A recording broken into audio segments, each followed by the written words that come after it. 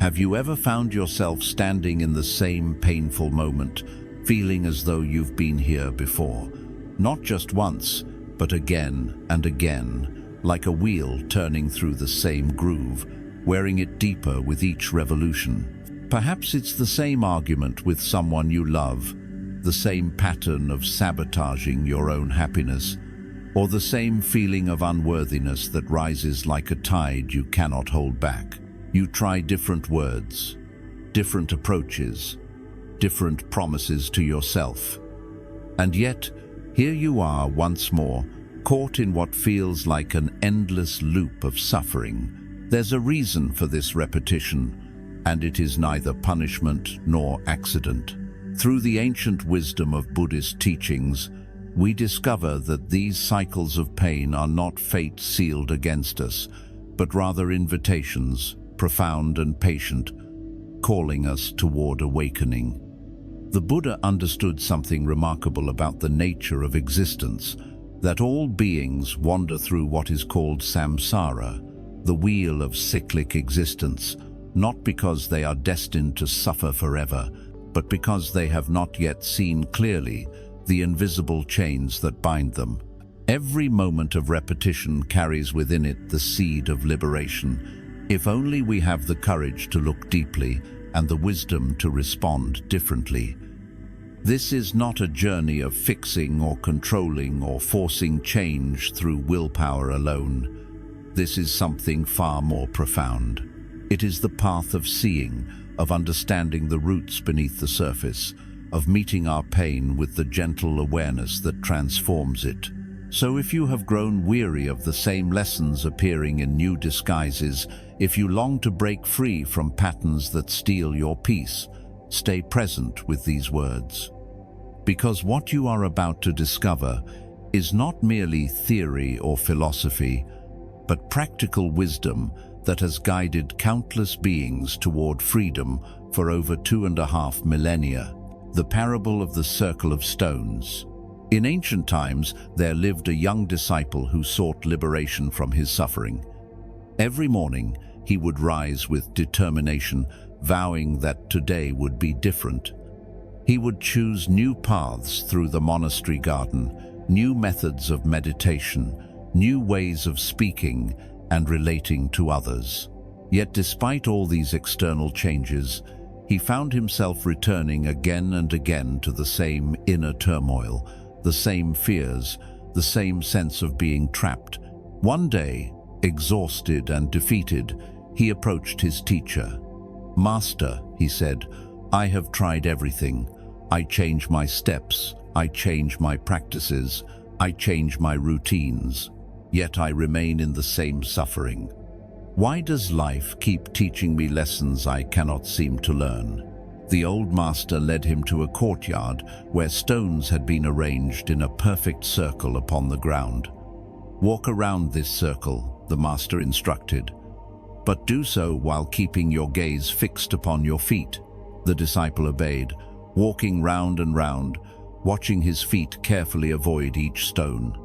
After many circuits, the master asked, "What do you see?" "Only my feet, master, and the stones directly before them." "Now walk again," the teacher said, "but this time, lift your gaze. Look at where you are going." The moment the disciple raised his eyes, he saw what he had been blind to before. He was not walking forward at all. He was walking in circles, returning always to the same starting point, though his feet had never stopped moving. The pattern was not in his steps, but in his direction, not in his effort, but in his awareness. The master placed a gentle hand upon his shoulder. "You change your steps, my child, but not your gaze. This is why you remain in circles. The path to freedom does not begin with different actions. It begins with seeing clearly where you have been walking all along. Only then can you step outside the circle you did not know you were creating." This parable illuminates a profound truth that the Buddha taught throughout his life. Repetition is not punishment, but a call to awaken. We walk in circles not because we are doomed or cursed, but because we are not yet seeing the pattern itself. And the moment we truly see, with clarity and without judgment, the circle loses its power to bind us. Understanding dynamic karma. Life as mirror, not fate. Central to Buddhist wisdom is the teaching of karma. Though this word has been widely misunderstood in the West, karma is not fate. It is not some cosmic force recording your mistakes and punishing you endlessly. Rather, karma is simply the Sanskrit word for action, and it refers to the natural law of cause and effect that governs all conditioned existence. Every intentional action, whether of body, speech, or mind, plants a seed. These seeds, given the right conditions, will ripen into experiences. When the Buddha spoke of karma, he was describing something profoundly hopeful, that we are not helpless victims of circumstance, but active participants in the creation of our experience. This means that the repetitive patterns in your life are not happening to you randomly. They are arising from seeds you have planted, often unconsciously, through habitual reactions and ingrained patterns of thinking and feeling. And here is the liberating insight. If you planted these seeds, you also have the power to plant different ones. Life, in the Buddhist understanding, functions as a mirror. It reflects back to us the quality of our intentions and actions. When we approach experiences with craving, aversion, or ignorance, we create the conditions for suffering to arise again and again. When someone treats us unkindly and we respond with anger, we plant seeds of anger. The next time a similar situation arises, that anger becomes more easily triggered, the pattern more deeply grooved. Before long, we find ourselves living in what feels like an angry world, not recognizing that we have been watering the seeds of anger within our own consciousness. But notice the radical implication of this teaching. Karma is dynamic, not static. It is alive and responsive to this present moment. Every breath you take is an opportunity to plant a new seed, to respond with awareness rather than react from habit. You are not bound by your past actions except insofar as you continue to repeat them. The Buddha taught that even the heaviest karma can be transformed through conscious, sustained practice of mindfulness, ethical conduct, and wisdom. Consider this carefully. The person who hurt you yesterday, the opportunity you missed last month, the mistake you made years ago, these do not determine who you must be in this moment. They have conditioned your present circumstances, yes, but they do not control your present response. Right now, in this very breath, you have the freedom to choose. Will you react from the old pattern, strengthening the groove of suffering? Or will you respond with awareness, planting seeds of wisdom and compassion? This is not about forcing yourself to be different or berating yourself for past mistakes. It is about bringing kind, steady awareness to the moment when the pattern wants to repeat. That pause, that moment of seeing before reacting, is where transformation lives. That is where the wheel begins to slow, where the circle starts to open into a spiral moving upward toward freedom. The three invisible roots: ignorance, attachment, and aversion. The Buddha identified three fundamental poisons that keep the wheel of samsara turning, three roots from which all suffering grows. He called them the three poisons: ignorance, attachment, and aversion. They are called poisons not because they are evil, but because they distort our perception of reality and lead inevitably to suffering. Understanding these three roots is essential to breaking free from repetitive cycles of pain. The first and most fundamental is ignorance, in Sanskrit called avidya, which literally means not seeing or misunderstanding the true nature of reality. This ignorance is not mere lack of information. It is an active misperception, a fundamental confusion about how things actually are. We fail to see the impermanent nature of all phenomena. We grasp at a fixed sense of self when there is only a fluid, ever-changing process. We perceive separation where there is profound interconnection. We mistake the temporary for the permanent, the conditional for the absolute, the constructed for the inherent. This ignorance is the root of all the other poisons, because when we do not see clearly, we respond to life based on delusion rather than wisdom. We build our entire existence on a foundation of misunderstanding, and then wonder why it crumbles again and again. It is like trying to build a house on ground that is constantly shifting, never recognizing that the ground itself is the problem. From this fundamental ignorance arises the second poison, attachment or craving. In Pali, this is called tanha, which means thirst. When we do not understand the impermanent nature of experience, we grasp at pleasant moments, trying desperately to make them last. We become convinced that our happiness depends on obtaining certain things, achieving certain goals, being with certain people, or avoiding certain experiences. This grasping creates a tension in the heart, a constant anxiety that what we have will be lost, or that what we want will never arrive. Notice how this operates in your own life. When something pleasant occurs, do you relax into it fully, or does part of your mind immediately begin worrying about when it will end? When you achieve a goal, can you rest in that accomplishment, or does your mind immediately reach for the next thing to pursue? This is the nature of attachment. It turns even joy into a source of suffering, because we cannot simply be with what is.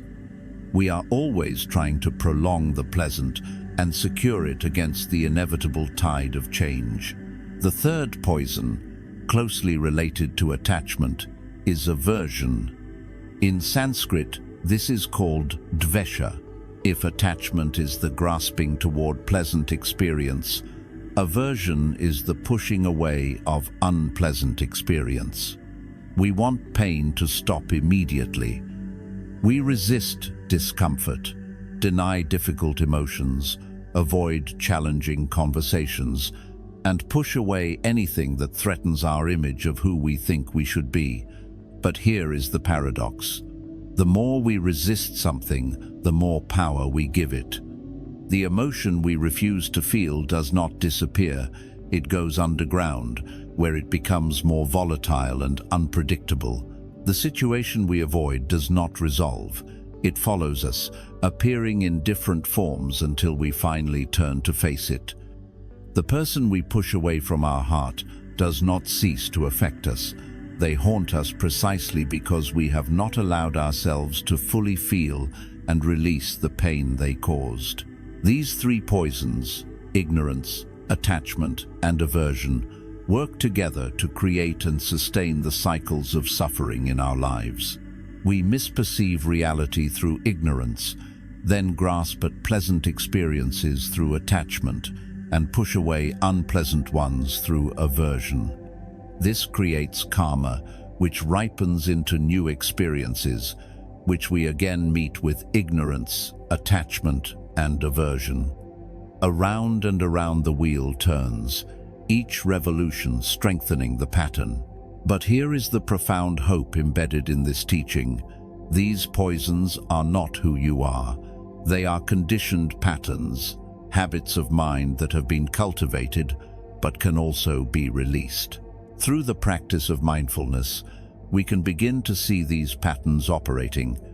Through meditation, we can create space around them so they lose their compulsive power. Through wisdom, we can understand their nature and cease feeding them. The wheel continues to turn only as long as we remain unconscious. The moment awareness enters, the possibility of freedom emerges.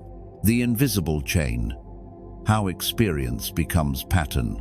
There is a teaching in Buddhism called the 12 Links of Dependent Origination, a detailed map of how suffering perpetuates itself. While the full teaching is complex, at its heart lies a simple and profound insight.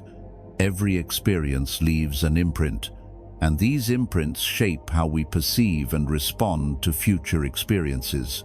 This is how the invisible chain is forged, link by link, often without our conscious awareness. It begins with a sense experience, something seen, heard, touched, tasted, smelled, or thought. In itself, this experience is neutral, simply what is arising in this moment. But immediately, faster than conscious thought, a feeling tone arises. This feeling tone is one of three types: pleasant, unpleasant, or neutral. We do not choose this feeling tone. It arises automatically based on past conditioning. Here is where the chain begins to tighten. Based on this feeling tone, craving or aversion automatically arises. If the experience is pleasant, we want more. If it is unpleasant, we want it to stop. If it is neutral, we often ignore it or become restless, seeking something more stimulating. This craving or aversion then leads to clinging, a more active form of grasping where we begin to construct stories and identities around the experience. For example, imagine someone speaks to you in a harsh tone. The sound waves reach your ear. This is the sense experience. Immediately, an unpleasant feeling tone arises. You do not decide this. It simply happens based on conditioning. From this unpleasant feeling, aversion arises. You do not want to feel this way. This aversion leads to clinging, to thoughts like, they disrespected me, or I always get treated this way, or I need to defend myself. Now comes the crucial moment. If awareness is present, you can see this whole chain unfolding and choose to respond consciously. You might recognize there is hurt arising. There is aversion to this hurt. There are thoughts wanting to defend. With this recognition, you create space. You do not have to act on the impulse. You can breathe, feel the sensations in your body, and respond with clarity rather than from the automatic pattern. But if awareness is not present, if you remain unconscious of this chain, what happens? The clinging solidifies into action. You might lash out in return, planting seeds of conflict, or you might retreat into hurt, planting seeds of resentment. Either way, you have just reinforced the pattern. The next time a similar situation arises, the response will be even more automatic, even faster, even harder to interrupt. This is the invisible chain. Each link seems small, almost imperceptible, but together they bind us to repetitive cycles of reactivity and suffering. The person who is always finding themselves in toxic relationships, they are following this chain. The one who repeatedly sabotages their own success, they are following this chain.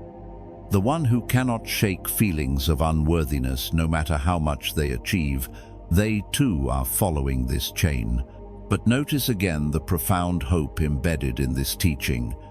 There is always a gap, a moment where conscious awareness can enter and break the chain. That gap exists between the feeling tone and the craving or aversion.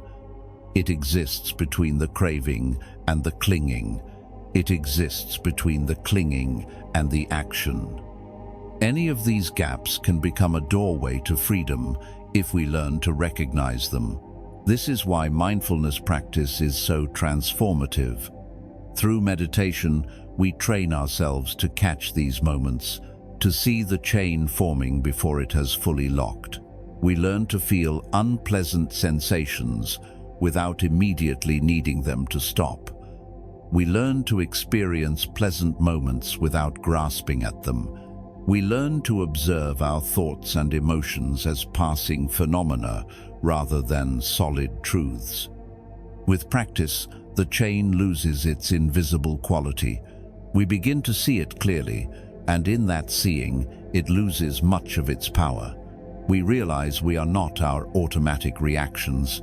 We are the awareness that can witness those reactions and choose a different response. This is the beginning of true freedom, the illusion of self and the teaching of impermanence.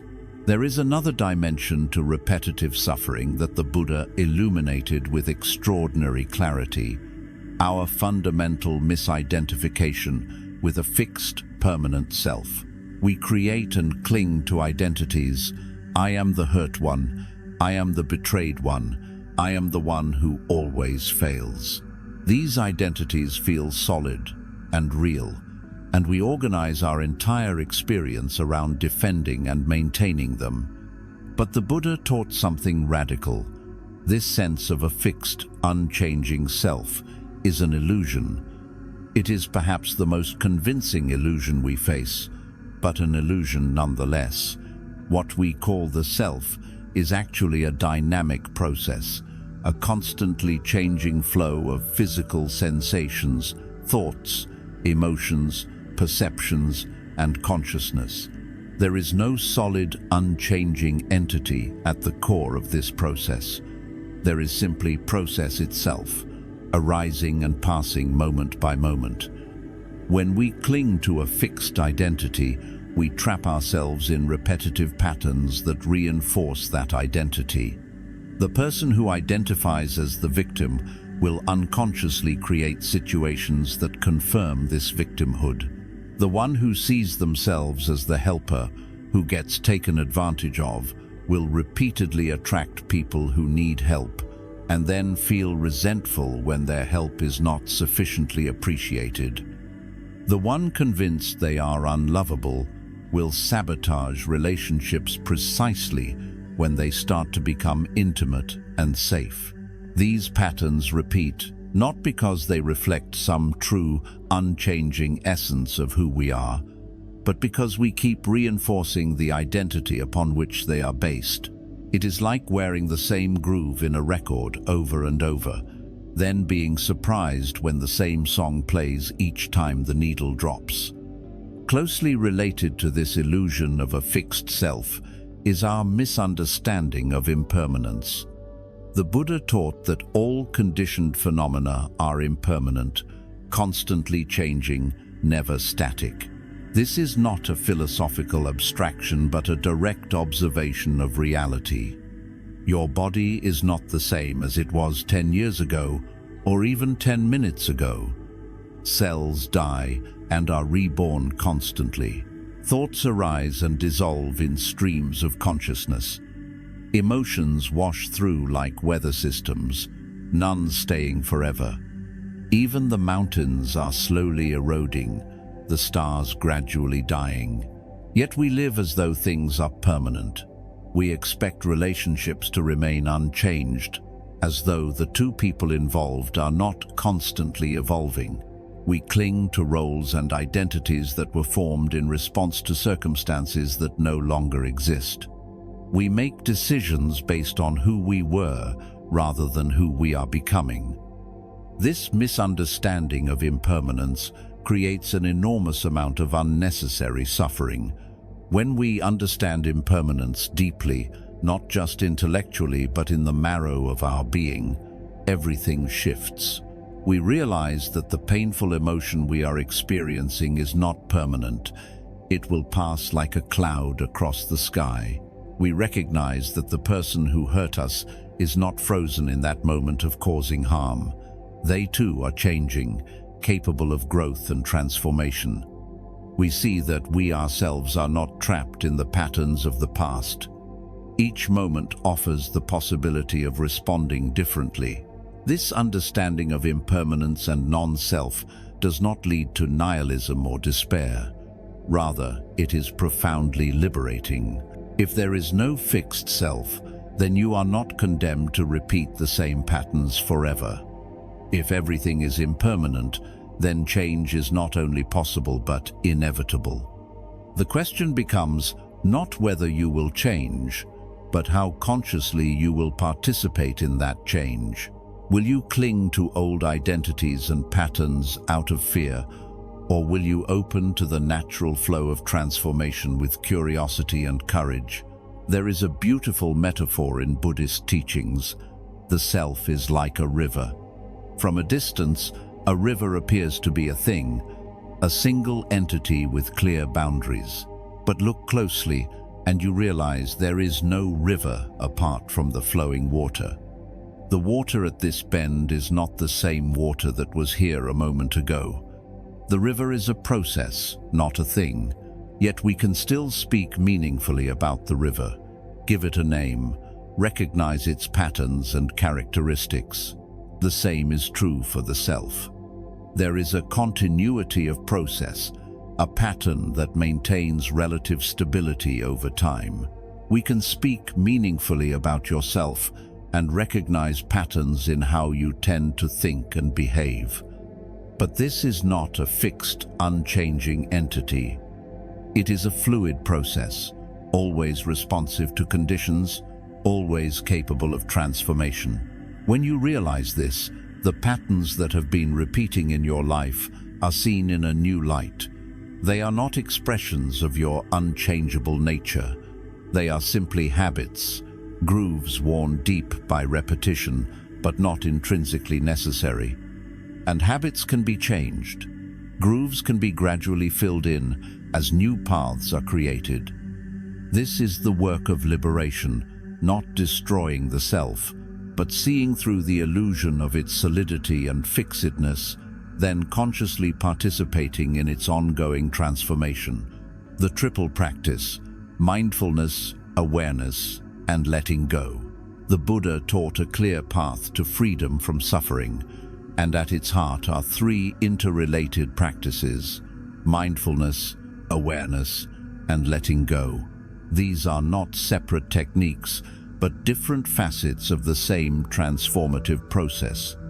Together, they form the foundation for breaking free from repetitive cycles of pain. Mindfulness, called sati in Pali, is the practice of maintaining present moment attention with a quality of clear knowing and remembering. It is not merely paying attention, but paying attention in a particular way, with intention, curiosity, and without judgment. When we practice mindfulness, we train ourselves to be fully present with whatever is arising in our experience, whether pleasant, unpleasant, or neutral. This might seem simple, but it is revolutionary. Most of the time, we are not truly present. We are lost in thoughts about the past or future, caught in judgments and stories, identified with our reactions rather than observing them. Mindfulness brings us back to the direct experience of this moment, before the stories and judgments have solidified. It allows us to see what is actually happening rather than what we think is happening or fear might happen. Through mindfulness, we begin to notice the patterns we have been unconscious of. We see how certain situations trigger certain reactions. We observe the cascade of thoughts and emotions that follow a triggering event. We notice the habitual tightening in our body, the familiar spiraling of our thoughts, the old patterns reasserting themselves. This noticing, this clear seeing, is the first essential step. We cannot change what we cannot see, but mindfulness alone is not sufficient. We also need awareness, a broader capacity to understand the nature of what we are experiencing. While mindfulness is like a spotlight illuminating particular aspects of experience, awareness is like the broader light that shows the whole landscape. It includes an understanding of the patterns themselves, insight into the causes and conditions that give rise to them, and wisdom about the nature of mind and reality. Through awareness, we begin to see not just that we have a particular reaction, but why. We understand the fear beneath the anger, the unworthiness beneath the perfectionism, the unmet need beneath the craving. We see how this present pattern connects to past experiences, how it is maintained by certain beliefs and assumptions, and how it creates suffering for ourselves and others. This deeper understanding naturally gives rise to compassion, both for ourselves in our confusion and for others caught in their own patterns. The third aspect of the practice is letting go, the capacity to release our grip on experiences, identities, and patterns that create suffering. Letting go does not mean denying or suppressing. It is not about pretending something does not hurt or forcing yourself to feel differently than you do. Rather, letting go is the natural result of seeing clearly through mindfulness and understanding deeply through awareness. When you truly see that clinging to resentment only perpetuates your own suffering, letting go becomes possible. When you understand that grasping at pleasure only creates anxiety about its loss, releasing your grip becomes natural. When you recognize that your identity as the wounded one is just a story, not an unchangeable truth, the possibility of writing a new story emerges. Letting go is perhaps best understood not as a single dramatic act, but as a gradual softening, a gentle releasing that happens again and again. Each time you catch yourself in a familiar pattern and choose not to follow it, you are letting go. Each time you feel an old emotion arising and allow it to be present without acting it out, you are letting go. Each time you release a grudge, forgive a mistake, or stop defending an old identity, you are letting go. These three practices, mindfulness, awareness, and letting go, work together in a spiral of deepening freedom. Mindfulness allows you to see the pattern. Awareness helps you understand its roots and mechanisms. Letting go releases the energy bound up in maintaining the pattern. As this happens, naturally and gradually, the cycles of repetition lose their compulsive quality. You find yourself responding to life with greater flexibility, wisdom, and compassion. This is not about perfection or never experiencing difficulty again. Challenges will continue to arise. This is the nature of existence, but your relationship to those challenges transforms. Instead of being swept away by automatic reactions, you can meet life's difficulties with presence and wisdom. Instead of repeating the same painful patterns, you can learn from each experience and grow. This is the path the Buddha taught, a path that is available to anyone willing to practice with sincerity and patience. Forgiveness and self-compassion, the heart of healing. Among all the teachings on breaking repetitive cycles of suffering, perhaps none is more essential than the practice of forgiveness and self-compassion. The Buddha understood that we cannot heal while we are busy punishing ourselves or holding on to resentment toward others. These burdens keep us chained to the past, forcing us to carry the weight of old wounds into each new moment. Forgiveness in Buddhism is not about condoning harmful actions or pretending something did not hurt.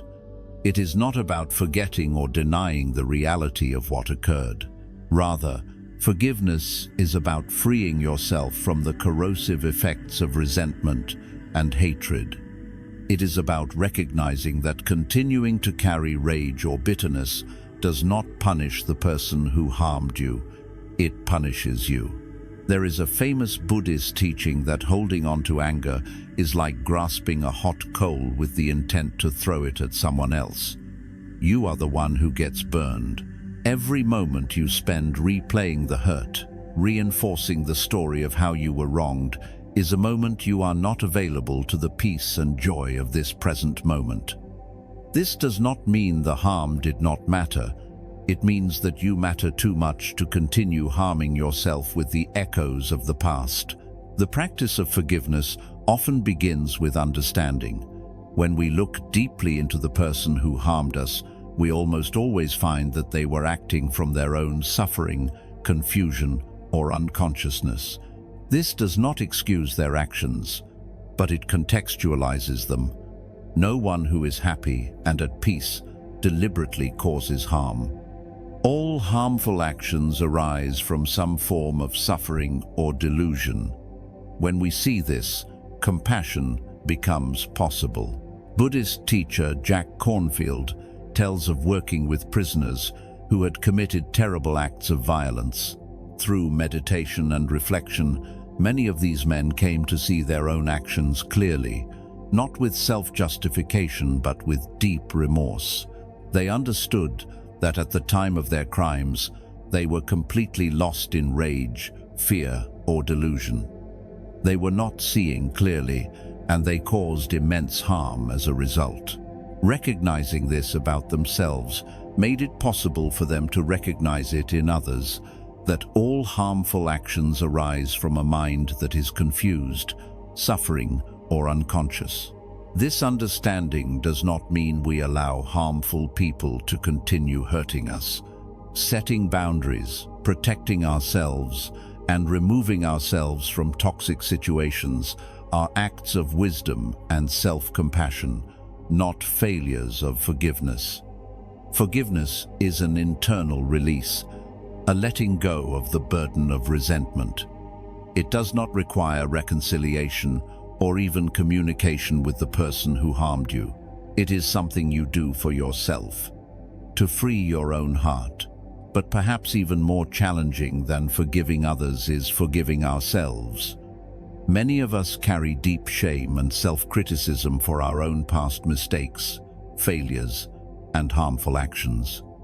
We replay these moments endlessly, using them as evidence of our unworthiness or brokenness. This self-punishment becomes a kind of repetitive suffering, a loop that keeps us trapped in an identity based on our worst moments. Self-compassion is the antidote to this cycle. It involves treating yourself with the same kindness, understanding, and forgiveness you would offer a dear friend who was struggling. When you make a mistake or fail at something, rather than immediately launching into self-criticism, you pause and acknowledge, "This is difficult. I am suffering right now. May I be kind to myself in this moment." Research in psychology has shown that self-compassion is far more effective than self-criticism in promoting positive change and growth. When we berate ourselves, we activate threat response systems in the brain, flooding the body with stress hormones and narrowing our thinking. But when we meet ourselves with kindness, we activate caregiving systems that promote learning, creativity, and resilience. Self-compassion does not make us weak or complacent. It makes us stronger and more capable of genuine transformation. In Buddhist practice, self-compassion often includes forgiveness meditation, where we deliberately cultivate the intention to forgive ourselves and others. This might involve phrases such as, "For all the ways I have caused harm to myself or others, whether through my actions, words, or thoughts, knowingly or unknowingly, I offer myself forgiveness. I recognize that I was doing the best I could with the understanding and resources I had at the time. May I forgive myself and release this burden." Similarly, we might practice forgiveness toward those who have harmed us.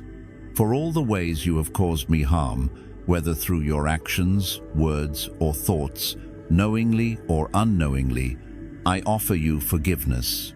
I recognize that you were acting from your own suffering and confusion. While I do not condone your actions, I release my heart from the burden of resentment. May I be free." These are not mere words or affirmations. When practiced with sincerity over time, they begin to soften the hardened places in the heart. They create space for healing to occur.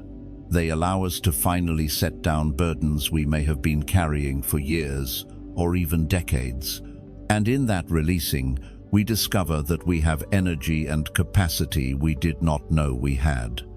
energy that was previously bound up in maintaining resentment and self-punishment. Forgiveness and self-compassion are not single events but ongoing practices. We will make mistakes again. Others will hurt us again. This is the nature of human existence. But each time, we have the choice. Will we respond with the old pattern of resentment and self-attack? Or will we meet ourselves and others with understanding and compassion? This choice, made again and again, gradually transforms the landscape of our inner life and sets us free from cycles that once seemed unbreakable. Reprogramming habits. The practical path. Understanding the roots of repetitive suffering is essential, but understanding alone does not liberate us. We must also engage in the practical work of reprogramming the habits and patterns that have become deeply grooved in our consciousness. This is where Buddhist wisdom meets practical application, where ancient teachings inform concrete steps we can take in our daily lives. The first and most fundamental practice is creating a pause between stimulus and response. This is the gap where freedom lives. Viktor Frankl, a psychiatrist who survived the concentration camps of Nazi Germany, discovered this truth in the midst of unimaginable suffering. He wrote, "Between stimulus and response there is a space. In that space is our power to choose our response. In our response lies our growth and our freedom." The Buddha taught this same truth 25 centuries earlier. Through mindfulness practice, we train ourselves to recognize the moment when a triggering event occurs and to pause before reacting automatically. This pause need not be long, just a few seconds is enough. In that brief space, we can take a conscious breath, feel the sensations in our body, and choose how we want to respond rather than being swept away by habitual reaction. This pause becomes easier with regular meditation practice. When we sit in meditation, we are essentially training the skill of pausing. We notice a thought arising, and instead of immediately following it, we pause and return our attention to the breath. We feel an itch, and instead of immediately scratching it, we pause and observe the sensation without reacting. We experience an emotion, and instead of being carried away by it, we pause and simply feel it in the body. These small acts of pausing and returning attention train the neural pathways that support conscious choice. Over time, this capacity to pause transfers from the meditation cushion to daily life. We become more skillful at catching ourselves before we say something hurtful in anger, before we reach for an unhealthy comfort when stressed, before we slip into a familiar pattern of self-sabotage. Another essential practice is daily gratitude and appreciation. This might seem unrelated to breaking cycles of suffering, but it is profoundly transformative. When we deliberately cultivate gratitude, we are literally rewiring our brain to notice positive aspects of our experience. We are training attention to see what is working, what is beautiful, what is good, rather than only focusing on problems and threats. The mind has a natural negativity bias, an evolutionary tendency to focus on potential dangers and problems. This kept our ancestors alive, but in the modern world it often creates unnecessary suffering. When we practice gratitude, we are consciously counteracting this bias. We are choosing to give equal or greater attention to what nourishes and supports us. Over time, this shifts our baseline emotional state from anxiety and dissatisfaction toward contentment and appreciation. Choosing supportive environments and relationships is another crucial element of reprogramming habits. We are profoundly influenced by the people we spend time with and the environments we inhabit. If you are trying to cultivate peace but surrounding yourself with drama, the work becomes exponentially harder. If you are trying to develop self-compassion but spending time with people who are harshly critical, you are swimming against a powerful current. This does not mean abandoning everyone who is struggling or creating a bubble of false positivity, but it does mean being intentional about who you allow close access to your heart and mind. It means seeking out people who embody the qualities you wish to develop. It means creating physical environments that support peace rather than chaos. These choices matter far more than we often recognize. Visualization and mental rehearsal are also powerful tools for reprogramming patterns. Athletes have known for decades that visualizing successful performance activates the same neural pathways as actual physical practice. The brain does not sharply distinguish between vividly imagined experience and actual experience. We can use this to our advantage. If you tend to react with anger in certain situations, spend time visualizing yourself, responding with calm and wisdom instead. See yourself in the triggering situation, feel the familiar sensations arising, and then watch yourself pause, breathe, and choose a different response. Feel what it would be like to act from your highest wisdom rather than your most reactive habit. This mental rehearsal creates new neural pathways and makes it more likely that you will actually respond this way when the real situation arises. It is important to acknowledge that reprogramming deeply ingrained habits takes time and patience. Neuroscience has shown that it takes repeated practice over weeks and months to create new neural pathways and weaken old ones. This is not a failure of the method, but simply how the brain works. The grooves worn deep by years of repetition cannot be filled overnight. When you slip back into old patterns, which you inevitably will, meet yourself with compassion rather than judgment. Each slip is not a failure, but a learning opportunity. What triggered the old pattern? What were the signs that it was emerging? What might you do differently next time? This attitude of curious investigation rather than harsh self-criticism makes it far more likely that you will actually learn from the experience and gradually create lasting change. The Buddha often used the metaphor of training a wild elephant. A wild elephant is powerful and unpredictable, capable of causing great destruction. But through patient, consistent training, the elephant can become a valued companion and helper. Our mind is like this wild elephant. It has been running wild for years, following whatever impulses arise. Through patient practice, we gradually train it to respond to our conscious intention rather than being driven by unconscious habit. This training requires dedication but not force. It requires consistency but not perfection. It requires patience with yourself and trust in the process.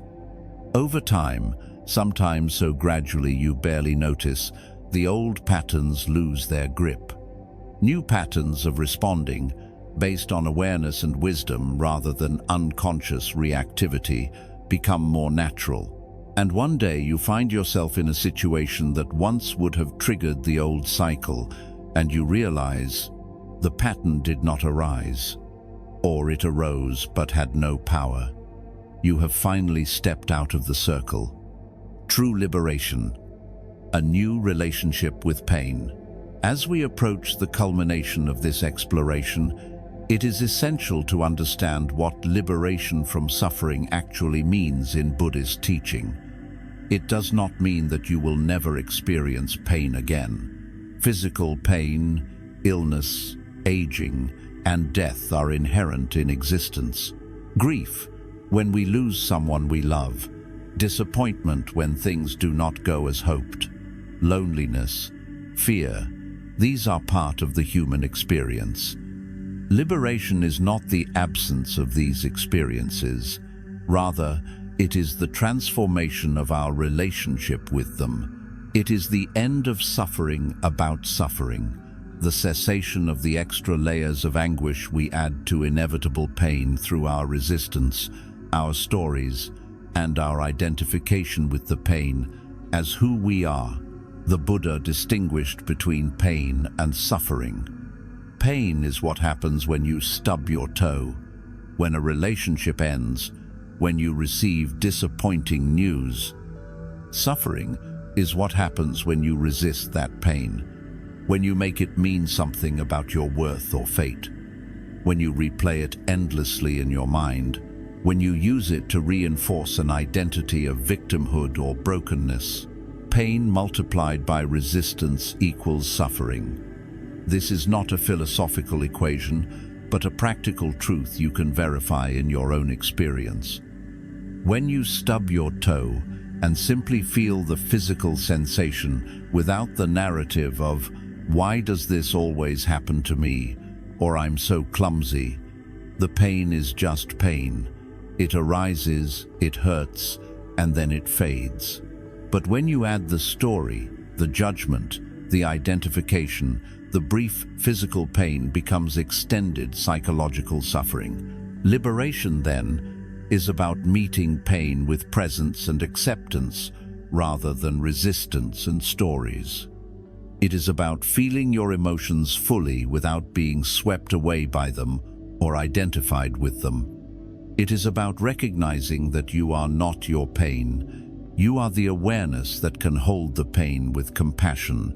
This shift in relationship changes everything. Consider the metaphor of the second arrow. When someone is struck by an arrow, they experience pain. That is inevitable. But then, the Buddha taught, they often shoot themselves with a second arrow. They suffer about the suffering. They create additional pain through their reactions to the initial pain. The practice is to not shoot that second arrow, to meet the first arrow with clear awareness and compassion rather than adding layers of suffering on top of inevitable pain. This teaching has profound implications for breaking repetitive cycles.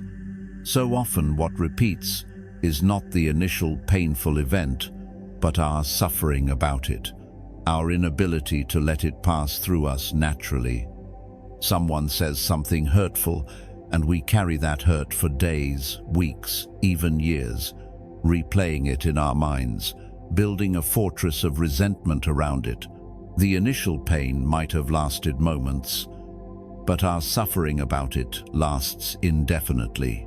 When we learn to meet pain with presence, it can move through us like weather. A storm passes through the sky, intense and powerful, but the sky itself is not damaged or changed. It remains vast and open, capable of holding any weather pattern without being diminished by it. Similarly, when we identify as the spacious awareness rather than the passing contents of that awareness, emotions and sensations can arise and pass without leaving lasting damage. This does not mean we become cold or unfeeling. In fact, the opposite occurs. When we are not constantly defending against pain, when we have learned to meet it with courage and compassion, we become more capable of authentic feeling. We can let ourselves love fully because we are no longer terrified of the grief that comes when love inevitably changes form. We can allow ourselves to hope and try because we are no longer crushed by disappointment when things do not work out. True liberation includes understanding that emotions are messengers, not enemies. Each feeling that arises carries information, wisdom about our needs, our values, our boundaries. Anger often signals that a boundary has been violated or that an injustice has occurred. Sadness acknowledges loss and allows us to release what we have been holding. Fear points toward what we value and want to protect. When we meet these messengers with curiosity rather than judgment, with acceptance rather than suppression, they can deliver their message and move on. The practices we have explored, mindfulness, awareness, letting go, forgiveness, self-compassion, habit reprogramming, these all serve this ultimate purpose, to transform our relationship with experience. They train us to meet life as it is, rather than as we wish it were, to respond with wisdom rather than react from unconscious patterns, to hold our experience with compassion rather than harsh judgment. This transformation does not happen all at once. There is no single moment of perfect enlightenment where all suffering ceases forever. Rather, there is a gradual shift, a progressive lightening of the burden, a growing capacity to meet life with presence and grace. Some days the old patterns will reassert themselves, and that is okay. Each time we recognize them and choose differently, we strengthen the neural pathways of wisdom. Each time we meet ourselves with compassion when we slip, we deepen our capacity for healing. Liberation, the Buddha taught, is not a distant goal to be achieved someday in the future. It is available right here, in this moment, in the quality of presence and acceptance we bring to whatever is arising. When you stop fighting with reality, when you cease demanding that this moment be other than it is, when you allow yourself to feel what you feel without judgment or resistance, you touch liberation. It is that simple and that profound. The repetitive cycles that have troubled you, the patterns of pain that seem unbreakable, they persist only as long as you remain unconscious of them and reactive to them. The moment awareness enters, the cycle begins to loosen. The moment compassion replaces judgment, healing becomes possible. The moment you truly let go, everything falls into place. Not the place you imagined, perhaps, but the place where you can finally rest, where you can finally be free. Conclusion: the invitation to awaken. We have journeyed together through the Buddhist understanding of repetitive suffering and the path to liberation. We have seen that life repeats not as punishment but as invitation, not because we are doomed, but because we have not yet learned to see clearly. We have explored the roots of suffering in ignorance, attachment, and aversion, and the invisible chains forged by unconscious reactions. We have discovered that karma is dynamic, not static, that each moment offers the possibility of planting new seeds. The illusion of a fixed self keeps us trapped in old identities and patterns, but the truth of impermanence means that transformation is always possible. Through mindfulness, awareness, and letting go, we train ourselves to meet life with presence and wisdom. Through forgiveness and self-compassion, we free ourselves from the burdens of the past. Through conscious practice, we reprogram the habits that have kept us cycling through suffering. True liberation is not the absence of pain, but a transformed relationship with it. It is the capacity to feel fully without being overwhelmed, to be touched by life without being broken by it, to meet each moment with fresh awareness rather than old reactions. This liberation is available not someday in the distant future, but right now, in this very breath. If you are willing to meet yourself and your experience with honesty and compassion, the Buddha's final words to his disciples were, "All conditioned things are impermanent. Work out your liberation with diligence." This is not a command, but an encouragement. The path is here. The door is open. All that is required is your willingness to walk through it, to see clearly what has been unconscious, to choose wisely what has been automatic, to release gently what has been tightly held. You are not your patterns. You are not your pain. You are not the repetitive cycles that have troubled you. You are the awareness that can witness all of these. The space in which they arise and pass, the capacity for wisdom and compassion that has always been present, waiting to be recognized. When you realize this, everything changes. The wheel stops turning in circles and becomes a path spiraling upward toward freedom. This moment, right now, is an opportunity. Will you meet it with the old reactivity or with fresh awareness? Will you cling and resist or allow and accept? Will you shoot the second arrow or simply feel the first with compassion? These choices, made again and again, moment by moment, determine whether you remain in cycles of suffering or step into liberation. Breathe in, observe, let go. This is the practice, this is the path, this is how everything that repeats can finally be healed. May you walk this path with courage, patience, and kindness toward yourself. May you discover the freedom that has always been your birthright. May all beings everywhere awaken to their true nature and find peace. If these teachings have touched something within you, if they have illuminated patterns you have been struggling with or offered hope for transformation, take a moment now to reflect. How might your life shift if you brought even a fraction more awareness to your automatic reactions? What would become possible if you met yourself with the compassion you deserve? What cycles might finally break open if you truly let go? The path is here. The wisdom is accessible. The only question is, will you take the first step, and then the next, and the next, with patience and faith in the unfolding process? Remember, you need not walk this path perfectly. You need only walk it sincerely, bringing awareness and compassion to each moment, each choice, each breath. Thank you for being present with these teachings. May they serve your liberation and the liberation of all beings.